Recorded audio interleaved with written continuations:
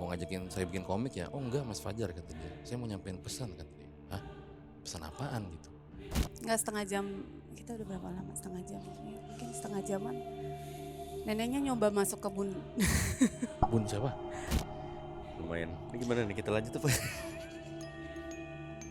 Nah ini gimana bang?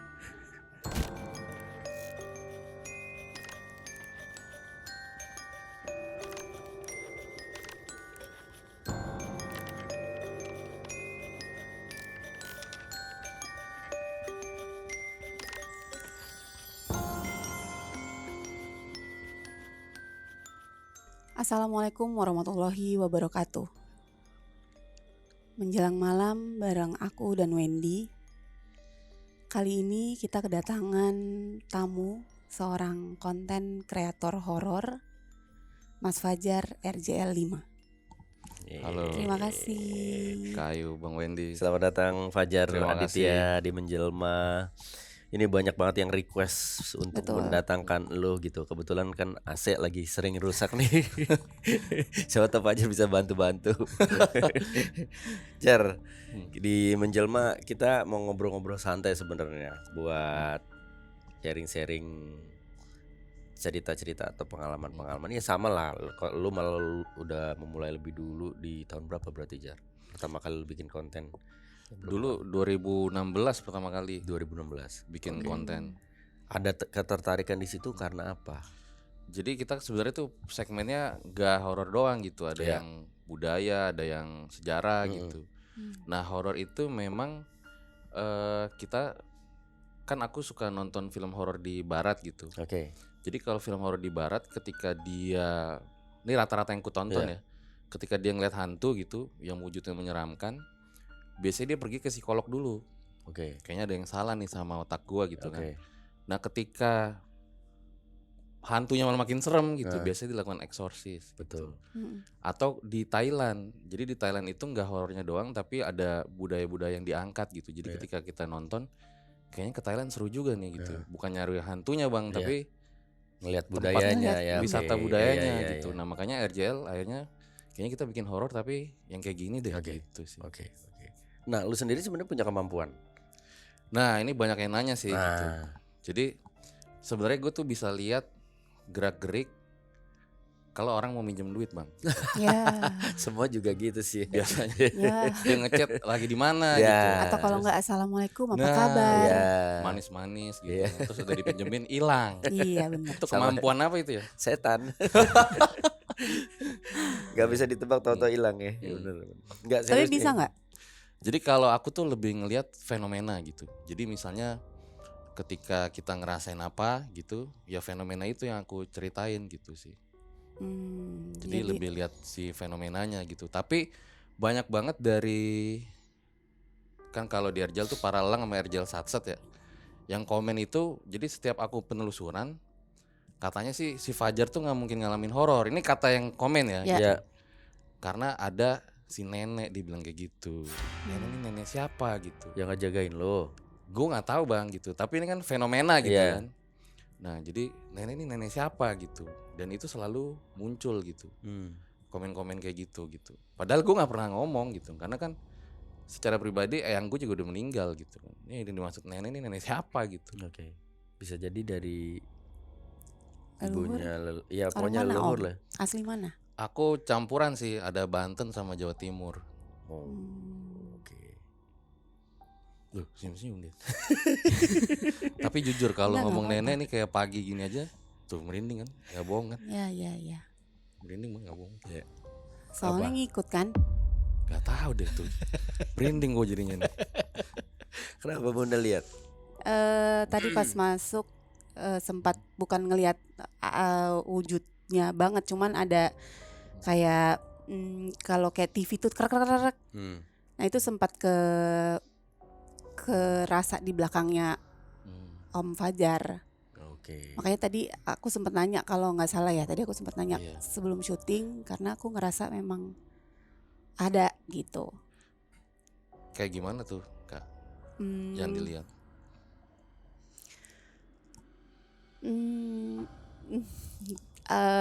Neneknya bukan nenek. ceweknya ini agak tinggi, terus jalannya agak bongkok. Iya anjir. Gue merinding nih sumpah. Ada di kanan Om Fajar. Sebelah gua lagi. It's okay. Tapi nggak apa-apa, nggak. Tapi dia itu aku nggak tahu ya itu baju Jawa atau baju adat lah ya.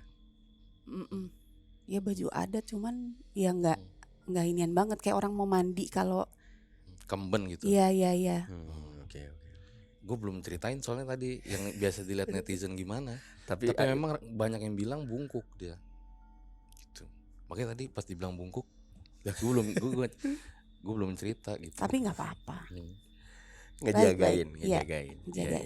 Nah, lu pada saat netizen mungkin ada yang punya kemampuan di situ, terus melihat, terus ngasih tahu lu.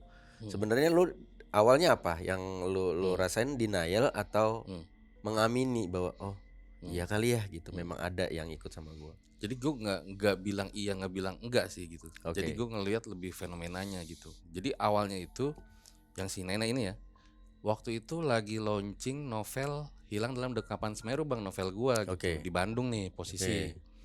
Nah waktu itu kita jalan, nah posisinya memang mepet-mepet maghrib lah, setelah maghrib tuh acara. Nah tiba-tiba aku disamperin Cici. Dia manajer komik gitu. Mas Fajar nanti abis acara ketemu sama aku ya. Nah aku feeling kan, wah asik nih diajak bikin komik gitu. Keren juga kalau bisa bikin komik kayak Naruto gitu. Nah akhirnya setelah selesai acara aku ketemu lagi sama Cici itu malam nih. Ci tadi kenapa ngajak ketemu gitu. Terus dia bilang mau ngajakin saya bikin komik ya. Oh enggak Mas Fajar, kata dia, saya mau nyampein pesan, kata dia. Hah? Pesan apaan gitu? Jadi ada yang pesan kalau sholat jangan buru-buru, kalau wudu jangan buru-buru. Maksudnya gitu? Iya tadi ada nenek-nenek nyampein pesan ke saya kayak gitu. Nih gue merinding sumpah. Terus kok dia tahu dari mana? Gue emang agak buru-buru sholat maghribnya karena ngejar acara di Bandung kan. Gitu. Dan si Cici ini non muslim gitu. Maksudnya kok nyampein pesan kayak begitu, aneh bener gitu nenek. Tapi waktu itu kayak gue hirauin nenek-neneknya, pesannya gue ambil gitu. Sholat jangan buru-buru, wudu jangan buru-buru. Nah terus ada lagi, jadi narasumber. Ini ada videonya nih. Lampu rumah penduduk. Tapi Bah. Lagi syuting di studio RJL, lagi ngobrol kayak gini, tiba-tiba dia kayak gini, Mbah gitu, teriak dia. Gue kan kayak, wes ngapain orang gitu kan. Dia tadi nggak mau cerita, kenapa ya ini orang ya gitu. Terus dia bilang tadi si mbahmu itu narik bajuku, kata dia. Terus dia kayak mau apa ya, mau nyampein sesuatu dia bilang. Tapi sesuatunya itu aku lupa deh apa gitu. Kalau nggak salah nggak disampaikan, ada yang nggak disampaikan, nggak boleh disampaikan gitu. Nggak boleh disampaikan ke lo. Menurut dia ya. Oke. Terus pernah aku ngundang cewek gitu. Aku ngundang cewek narasumber. Dia ini bukan penonton RJL gitu kan. Ada yang penonton RJL, ada yang bukan. Dia bukan gitu. Terus aku pas di pertengahan video aku tanya nih si cewek, sebelum kesini ada ngalamin kejadian horor apa? Jadi pas dia di hotel, dia tuh mimpi.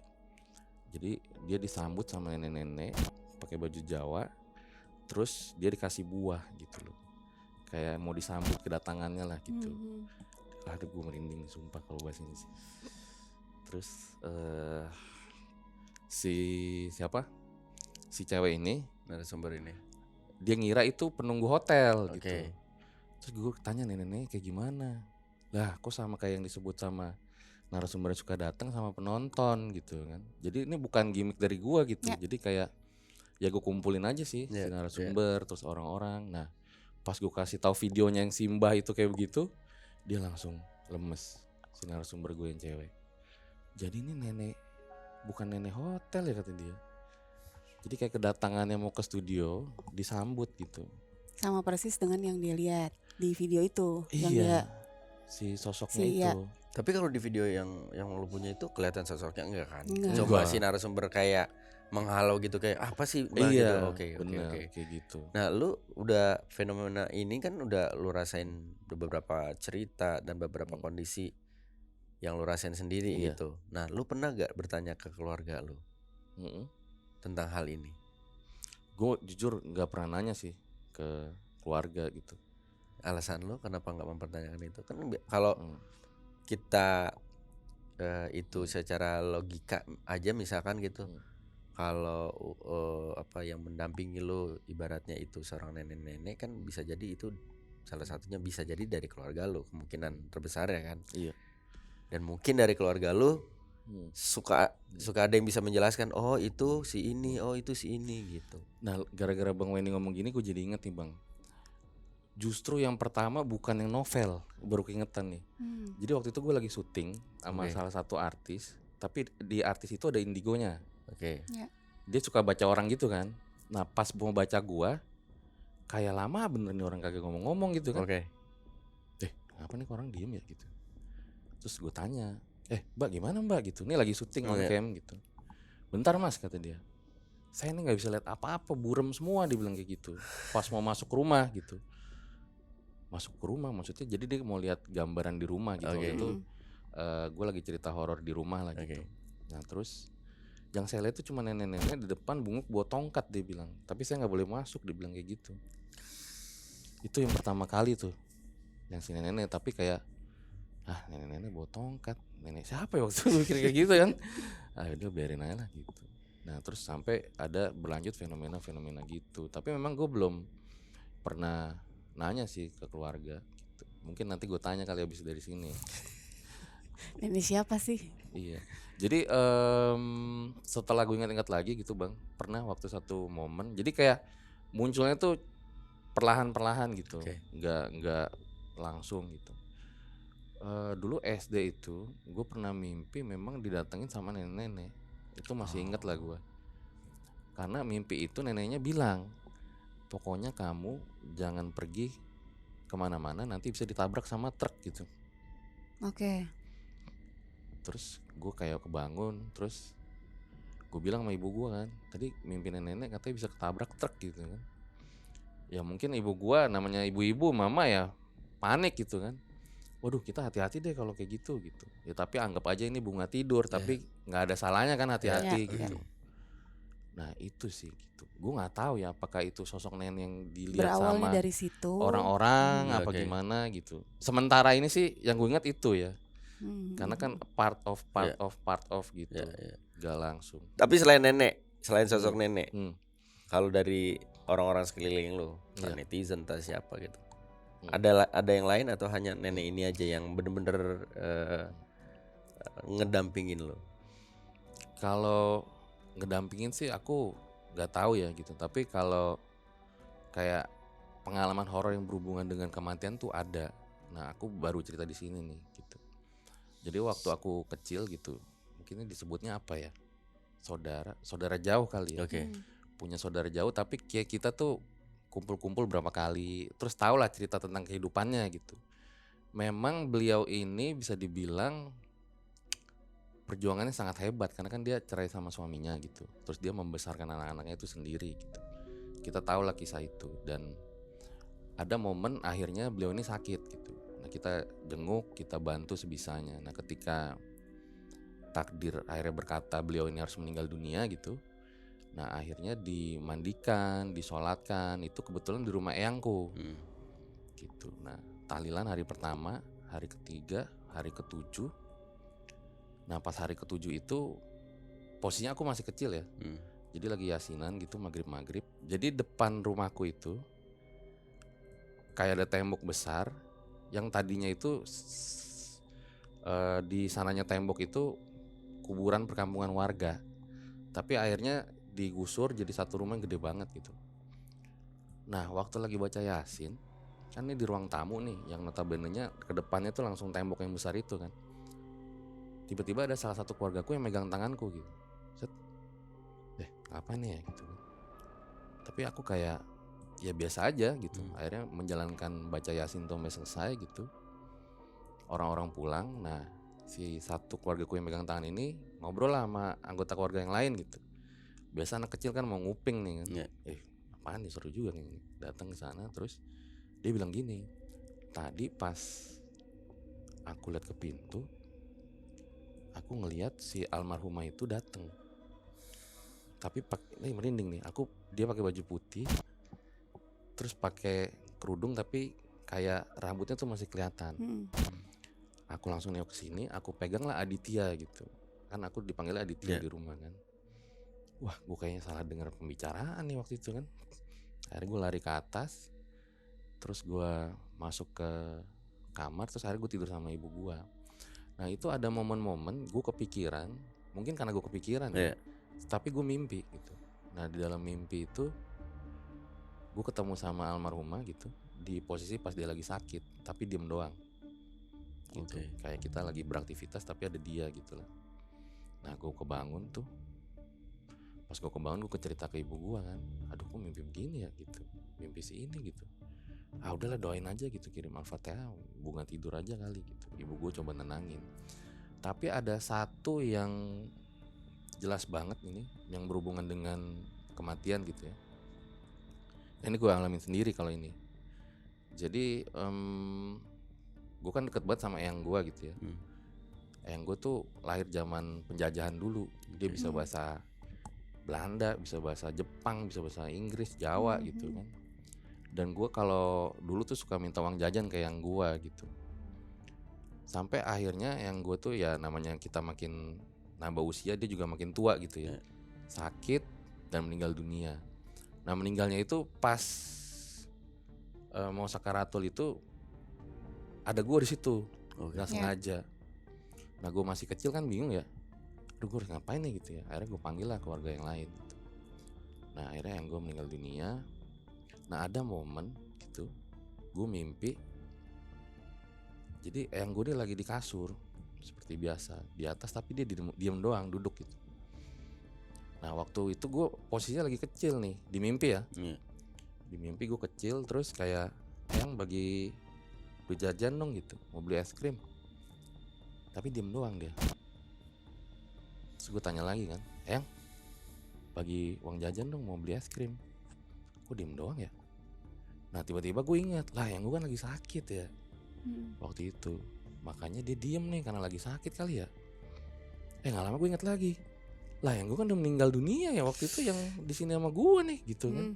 Nah pas gue inget gitu, gue mau kabur nggak bisa bang, di mimpi kayak lah gue nggak bisa. Nah tiba-tiba tuh, jadi ini kan kamera yang gue, di belakangnya tuh halaman belakang rumah tuh yang pohon mangga gitu lah. Nah di sini ada kamar mandi, nah ini pintu keluarnya. Nah di dekat dari halaman itu sampai ke kasurnya yang gue, tiba-tiba kayak ada pocong sama kuntilanak tuh, banyak banget ya. Itu kayak mau nerekam gue gitu loh, kayak mau gue lah gitu. Nah terus gue mau lari nggak bisa, gue teriak minta tolong. Di situ gue baca, gue lupa baca apa, mungkin baca ayat kursi lah ya. Nah ketika gue baca itu, tapi kayaknya gue kalah. Dan ketika gue udah mau sampai, ya kayaknya udah kalah nih, abis lah gue gitu. Gue kebangun tuh. Pas gue kebangun jam 3 malam, jam 3 pagi. Di situ gue gemeteran, dengkul kayak lemes banget. Buset, gue mimpi apaan ya gitu. Itu posisi lagi nggak mikirin eyang gue gitu. Ini jauh kejadiannya setelah eyang gue meninggal gitu. Kok gue mikirin doi ya gitu. Ya udah akhirnya gue bacain doa lah gitu. Ada juga momen ketika salah satu keluarga gitu mimpi waktu itu bertemu sama eyang gue juga gitu. Tapi diajak jalan-jalan, tapi beberapa di mimpi itu anggota keluarga yang udah meninggal gitu. Nah anggota keluarga itu salah satu yang mimpi itu bilang bahwa untungnya waktu itu gak mau ikut naik mobilnya gitu. Jadi gak mau diajak jalan-jalan gitu. Gak mau diajak. Cerita kayak gitu. Tapi aku sih berpikir gitu ya, gak mau horor-hororin, gak mungkin kan. Masa keluarga jadi arogan tayangan kan gak mungkin tadi ya.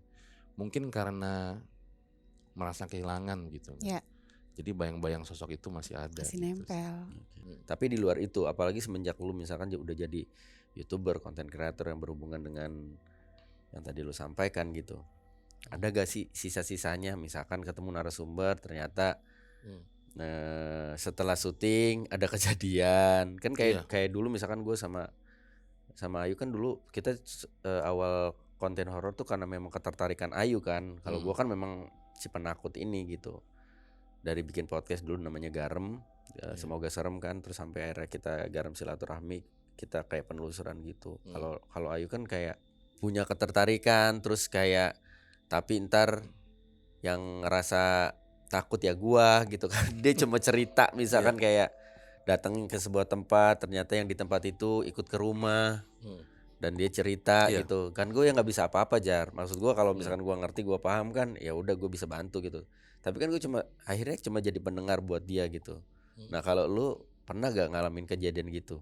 Ini pernah, bahkan pertama kalinya gitu ya, gue ngelihat sosok itu lagi syuting juga. Jadi apa yang lu lihat sosoknya? Waktu itu tuh gue lagi daki gunung ke salah satu gunung di Jawa Barat.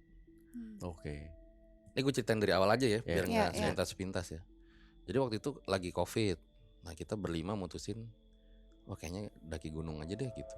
Nah kita daki gunung, salah satu gunung yang ada di Jawa Barat. Nah ada salah satu temen gue itu emang dia iseng banget deh gitu. Kalau gue pergi sama dia tuh pasti dia buka IG story, terus dia nyari tuh kuntilanak mana nih kuntilanak gitu. Nah itu waktu itu kan di hutan tuh ya, baru masuk hutan gunungnya gitu kan. Masih naik mobil nih, belum parkir. Dia udah buka IG story malam-malam. Wah seru nih kuntilanak masuk IG story gue nih gitu kan. Nah itu ceweknya tuh ada satu doang bang gitu. Nah ceweknya ini dulu salah satu narasumber di RJL. Nah kita masuk pendakian. Nah ini kita nih karena COVID ya, kita mendaki udah kita doang berlima gitu. Nah pas di tengah-tengah jalan si cewek ini muntah-muntah. Nah gue mikir kan capek pasti gitu kan, secara logika. Tapi entah kenapa gue mikir kayaknya dia lihat hantu deh gitu. Nah belakangan dia cerita di situ dia ketemu sama si cewek rambut panjang baju putih yang rambutnya nutupin mukanya. Nah ini nanti jadi pemeran utamanya dia nih. Aduh gue kalau cerita yang pengalaman gue keinget lagi gitu ya, jadi merinding gitu. Nah terus kita jalan. Nah seperti biasa si teman gue yang iseng itu ini kan kuntilanak nih, sarang kuntilanak nih gitu kan. Si cewek nggak suka. Bang lu kalau bercanda jangan gitu apa, kata dia. Gak ini tahu nggak lucu kata dia gitu kan. Lah kenapa kata teman gue kan. Akhir berdebat tuh di situ. Nah, udahlah gue nggak mau ambil pusing lah. Udah kita jalan. Nah sampailah di tenda. Posisi tenda tuh waktu itu ya jauh banget dari pendaki lain gitu. Dan sepi banget. Nah ketika kita di tenda itu posisinya yang temen gue yang tadi nyari-nyari kuntilanak tuh tidur di samping gue. Nah sisanya 3 yang lain. Nah ketika dia udah tidur sekitar jam 1 atau jam 2 pagi, tiba-tiba dia teriak, tolong buka, gue gak bisa napas, kata dia gitu. Nah kita kan bingung semua ya, apa nih orang, tenda dibuka, seret, gila jin di sini iseng-iseng banget, dia bilang kayak gitu. Kenapa lu gitu? Tadi gue diteken sampai gue nggak bisa napas, kata dia. Ini gue pernah alamin juga di bekas pom bensin, di pom bensin bekas pabrik tua, dia bilang kayak gitu. Ngigo kali lo, gue bilang kayak gitu. Tidur deh. Udah akhirnya tidur. Nah terus nggak lama, sekitar 10-15 menitan lah, tiba-tiba dia bilang lagi, oh gila nih, dia bangun lagi kan. Kita kayak ngapa lagi nih orang? Gila jin di sini iseng-iseng banget, kata dia. Jadi dari luar tenda dia ngerasa kayak diginin dari kaki sama tangannya. Terus gue bilang, wah mampus nih samperin kuntilanak nih orang, tadi nyari-nyari sih, gue bilang gitu kan. Nantangin soalnya dari awal. Terus gue bilang, bro lu mau tidur samping dia nggak? Nggak ada yang mau lagi kan, kampret banget kan. Ya udah deh gue terima nasib gue dah. Akhirnya gue tidur lagi samping dia kan. Gue pakai headset aja deh biar dia nggak denger dia ngomong apa dah gitu kan. Udah pagi nih kan, udah pagi, biasa subuh segala macem. Memang orang PA, bukan orang PA ya, agak lain nih orang gitu ya. Mandi dia di gunung, bener pagi-pagi tuh ngebulun. Lu mandi di gunung, bilang gila lu. Udah akhirnya kita nebrangin drone gitu. Nah si Ivan waktu itu drone-nya aneh bang, kayak duak gitu. Akhirnya dipegang sama dia, terkupas lah 3 jarinya tuh berdarah parah. Dari situ tragedi kan, waduh udah lu istirahat dulu deh, istirahat. Jadi agak lama tuh molor. Nah kita akhirnya turunnya kemalaman karena kejadian itu. Nah pas kita turun, jadi ada satu tempat yang menurut gue indah sih sebenarnya. Tapi karena ada temen gue tuh jadi nggak indah, karena dia bilang kayak ayunan alami gitu lah. Terus dia bilang ini nih sarang kuntilanak di sini nih, dibilang kayak gitu. Tapi kayak kita kayak udah, aduh ini krik-krik banget nih gitu kan, udah terlalu sering lah gitu. Punchline-nya terlalu sering kayak gitu. Udah kita turun. Nah ada satu bangku yang udah mau selesai dari pendakian gitu. Dia bilang lagi, kayaknya nih bangku habis didudukin sama kuntilanak deh gitu. Tapi gue diemin aja kan, udah mau nyampe kan. Udah mau nyampe, udah biarin aja, dia ngomong apaan. Nah pas kita mau keluar ada bangku lagi di ujung. Nah di situ gue lihat dari ekor mata gue ada cewek baju putih duduk, rambutnya panjang. Tapi gue kayak nggak takut, kayak anjir yang diomongin dia muncul dong gitu. Gue diem, gue masih belum ngomong. Gue jalan ke warung. Di warung posisinya ada satu warung yang masih buka tuh malam. Akhirnya kita ke sana, tapi anginnya tuh gila loh, kayak gitu, kayak angin kencang banget lah. Nah, yang tadi nyari kuntilanak nanya ke cewek, lu lihat hantu ya kata dia. Diceritain lah sama dia, iya pas gue muntah ada cewek rambutnya panjang. Nah, pas lagi cerita kayak gitu, si lampu ini mati bang. Yang lain kan pada masuk ke dalam kan. Nah pas gue masih sendirian di situ, di depan bangku yang warung ketutup itu, seberangannya tuh, gue lihat si cewek tadi itu rambutnya panjang sekarang lebih jelas di depan tuh. Lah kok muncul gitu. Akhirnya gue masuk ke warung itu kan. Ini bener kagak sih, apa gue lagi capek gitu kan. Mungkin gue lagi capek, gue mikir. Nah ketika gue masuk itu, gue tanya sama ibu warungnya kan, Bu, ini mati kenapa ya? Saya juga gak tahu mas, kemarin-kemarin hidup baru ini doang mati katanya kan. Wah kacau nih. Udah akhirnya kita ke pos satpam yang masih nyala tuh waktu itu. Jalan ke pos satpam karena untuk ngobatin si Ivan yang jarinya tadi masih berdarah kan, luka. Gue masuk ke WC pos satpam, terus si cewek masuk ke WC, keluar. Nah pas Ivan masuk, mati lampu di pos satpam tuh. Si cewek tuh teriak, tolong tutup pintu kamar mandinya gitu. Tutup lah. Nah belakangan dia cerita, dia ngeliat lagi si cewek yang tadi baju putih, tapi mukanya dilihat katanya berdarah-darah. Ya udah akhirnya kita turun. Disinilah yang paling horor. Pas kita di mobil tuh kan masih melewati hutan kan. Nah posisinya teman gue yang tadi nyari-nyari kuntilanak yang nyetir, dia sambil ngerokok. Nah terus si cewek ini kan di samping gue di belakang. Terus dia gini-giniin gue, itu hantunya ngikutin, dia bilang gitu. Terus gue bilang, udah lu merem aja, nggak kelihatan kan? Dia merem tuh. Terus dia giniin gue lagi, makin jelas kata dia. Gimana konsepnya lu merem? Dalam hati gue ya, tapi kok bisa lihat hantu dalam hati gue. Udah baca doa aja gue bilang. Tiba-tiba dia ngomong, bang tolong dong jendelanya tutup kata dia. Gue lagi ngantuk nih ngerokok, lu mau gantian gue nyetir kata dia. Jadi malah berdebat gitu. Jadi belakangan dia cerita si hantu itu terbang di deket jendelanya nih menurut dia ya. Menurut dia ya. Sebelah supir. Iya ngikutin. Akhirnya kita turun terus di hutan tuh, sampai tiba-tiba mobil gue bunyi tuh bang. Apaan tuh?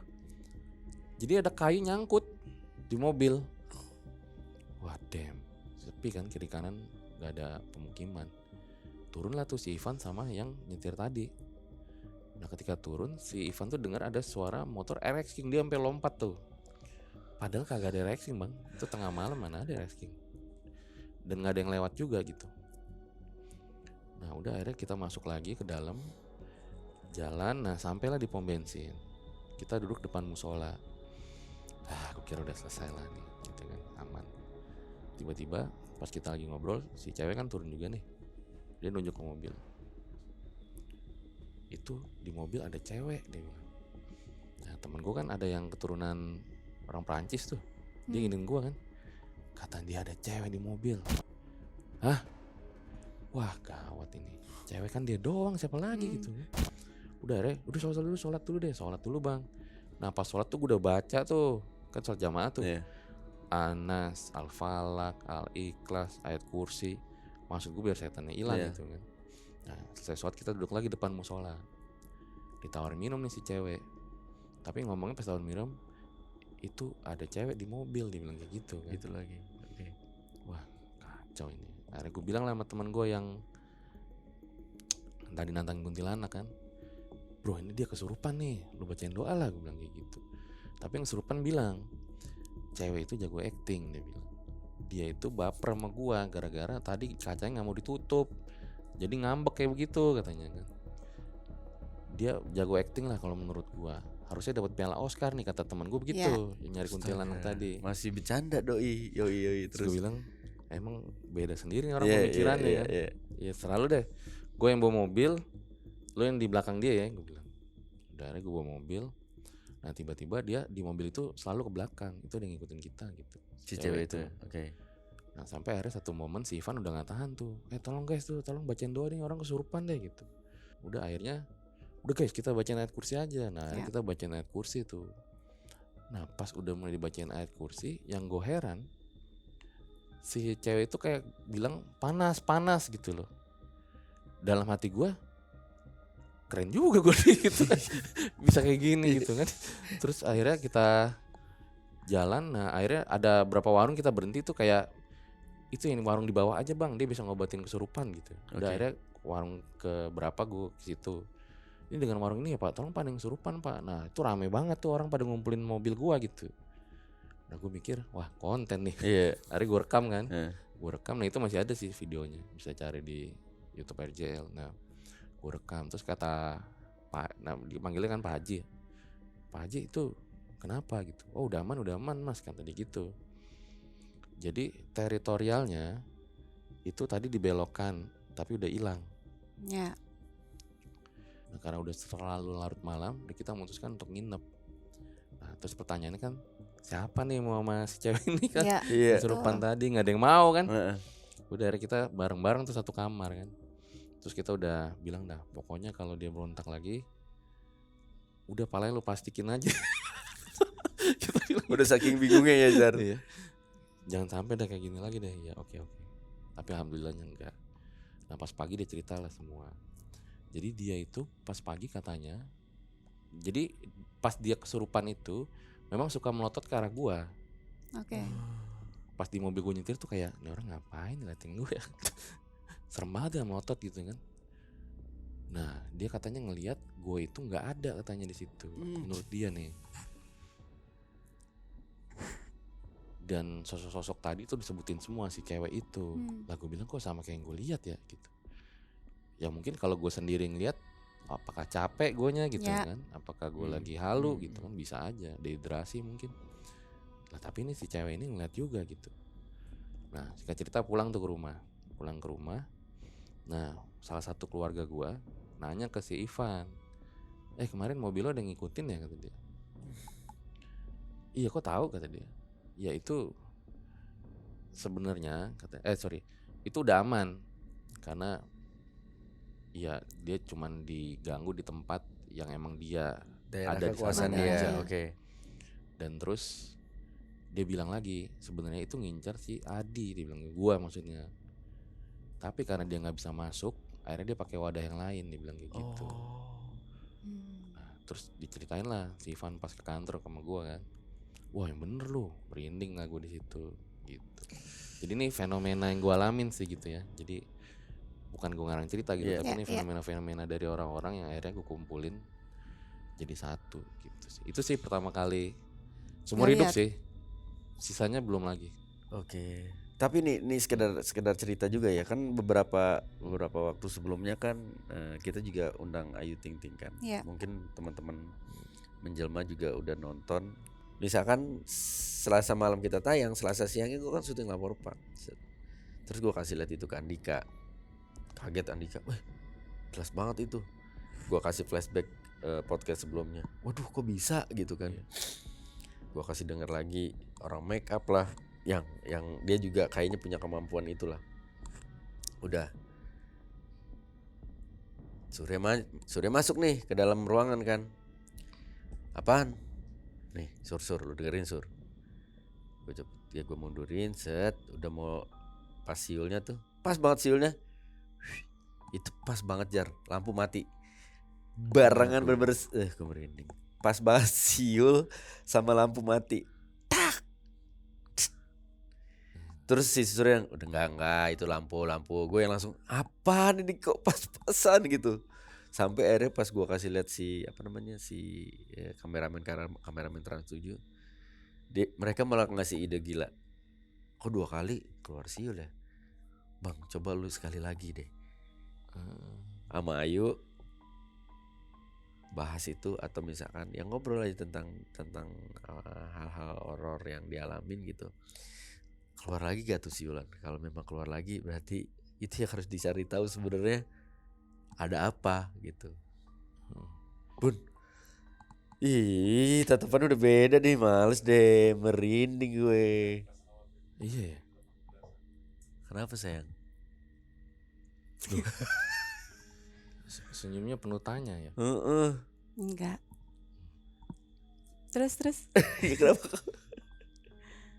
Terus. Kenapa? Bunda interaksi tadi? Enggak.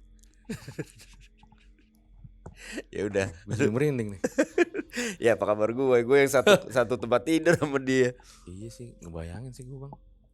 Terus Om. Gue liat lo aja bang. Ya kita lihat-lihatan dong berdua dong ya. Tapi sebenarnya lu pemberani atau penakut sebenarnya Jar? Kalau momen-momen kayak si nenek gini gue merinding atau kenapa? Oke. Tapi kalau kayak gue penelusuran yang tempat dibilang orang angker segala macam biasa aja. Gitu. Malam segala macam telusurin goa apa gitu. Oh ya?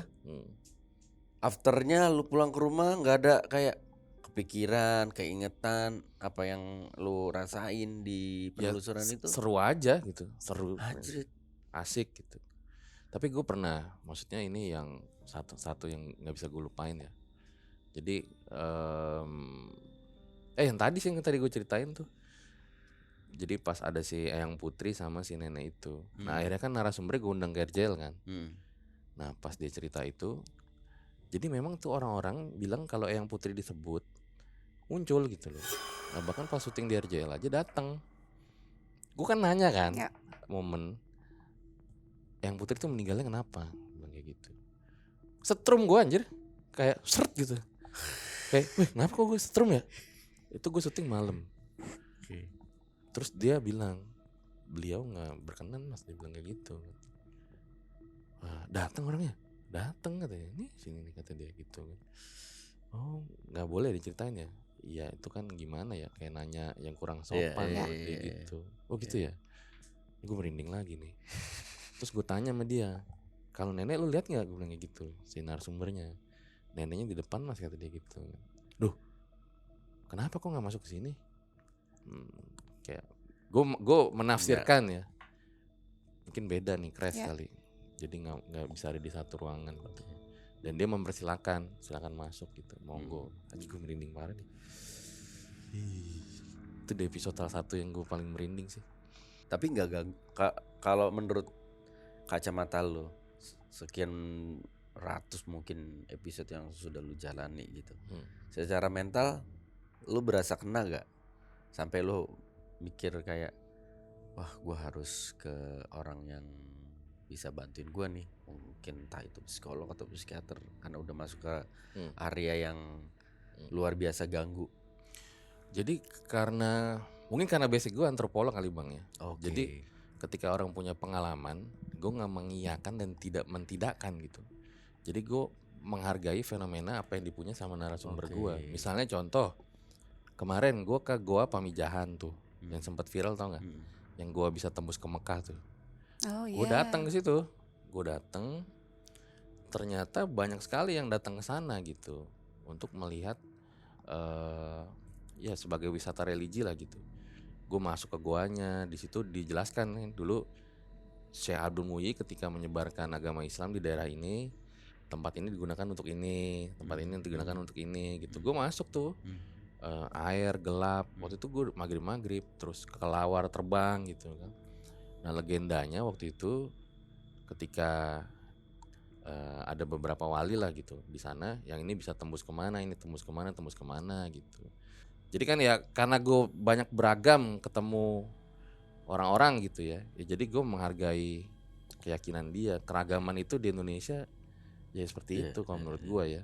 Kalau masalah belief nggak beliefnya itu ya udah lu sebagai memposisikan diri memang sebagai pendengar sesungguhnya aja ya.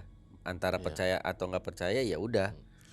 Lu maksudnya lu dengerin narasumber ya udah, lu dengerin ceritanya aja. Kayak misalkan supaya nggak sampai keblinger lah dalam tanda kutip. Karena mungkin kalau kita ketemu sama narasumber yang terus kita dengerin ceritanya masuk banget ke kita ya kayak gua misalkan gitu. Ini semenjak konten ini aja kan sedikit banyaknya ada ke distract juga yang tadinya santai.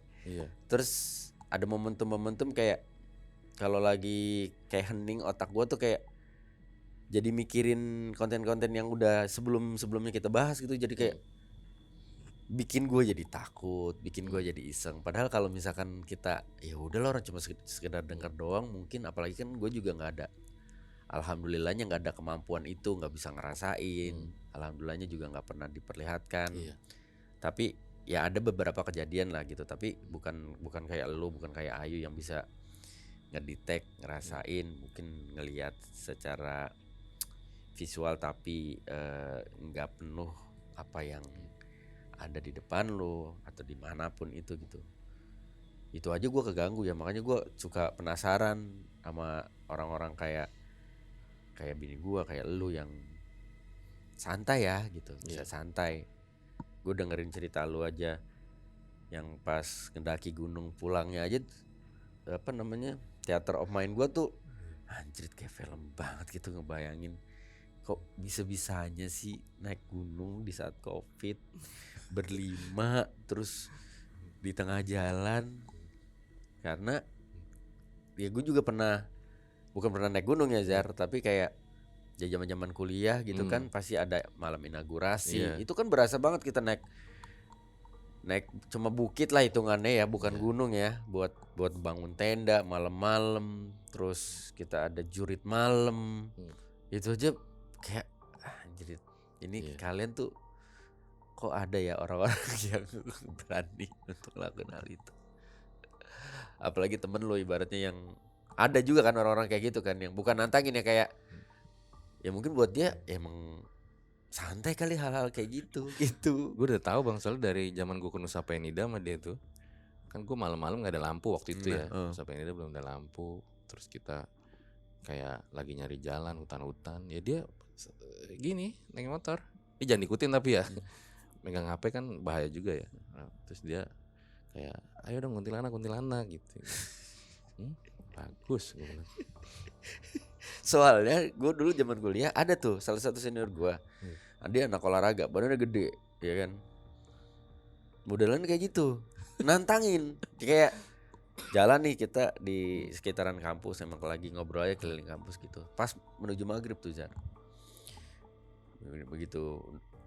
Nah dia jalan begini kan, petantang-petantang, woi setan ini keluar lo kalau berani, kayak berani aja lo gitu. Gue yang di sebelahnya kayak bang ngapain sih bang kayak gitu-gitu, elah ya maksudnya kalau lu berani udah berani aja gitu, gak usah sampai gitu-gitu banget gitu. Nah berapa saat kemudian kayaknya di hari yang sama tuh dia mandi. Nah kita kan ada unit kegiatan mahasiswa tuh, ada 3 lantai kalau gak salah. Nah tiap lantainya tuh ada kamar mandi, setiap kamar mandi tiap lantainya tuh punya tingkat keseraman yang berbeda Jar. Unit kegiatan gue kan unit kesenian mahasiswa tuh di lantai 2. Itu kamar mandinya sih ajib. Tapi dulu gue berani Jar, karena gue dulu kerja nyari duit tuh waktu kuliah, salah satunya bikin spanduk. Bikin spanduknya tuh masih zaman dulu belum ada digital kan, jadi masih cocol tuh bikin mal-malan huruf terus dipakai kuas gitu. Keren banget lu Bang. Iya gue jam 2 jam 3 tuh santai, yang lain tuh udah tidur walaupun lumayan deg-degan ya. Itu misalkan mau ke toilet ya gue masuk ke toilet tuh santai gitu. Tapi begitu denger cerita ada, jadi di ruangan gue tuh ada lukisan Bali, penari Bali, salah satu karya dari senior gue gitu. Nah since then gue lumayan agak takut. Jadi katanya si lukisan itu karena tadinya buka gini bun, nih teman-teman lagi tidur gitu, ayah kebetulan lagi nggak ada di situ, lagi tidur gitu. Nah salah satu yang tidur itu kayak kebangun terus ngelihat si penari yang ada di lukisan tuh keluar terus nari, merinding. Sampai ada besoknya dibalik terus nggak tahu siapa yang ngebalikin, dibalikin lagi, keluar lagi, sampai akhirnya disuruh ambil sama kita gitu, ambil deh lukisannya gitu sih. Makanya gue on off sih jatuhnya sih. Kalau dibilang ngerasain nggak bisa, tapi kalau gue kan kondisi sekarang gue punya istri yang nih kayak gini nih. Yang tadinya santai mungkin akhirnya kenapa nih senyumnya beda? Apa sih sayang? Nggak setengah jam, kita udah berapa lama? Setengah jam ya, mungkin setengah jaman. Neneknya nyoba masuk ke bun. Bun siapa? Ke aku. Oh serius? Iya karena beda. Gue ngeliat Ayu tuh dari tadi Mau masuk untuk? Nggak tahu, tapi aku maksudnya nahan diri. Bukan nahan, ngelawan buat biar dianya nggak. Oh ada di masuk. sini. Ada kan tadi Ada di aku. Maksudnya masih? Hah sekarang udah pindah? Ada di mana? Ke Bunda? Enggak dong. Ada di aku. Ada di aku maksudnya?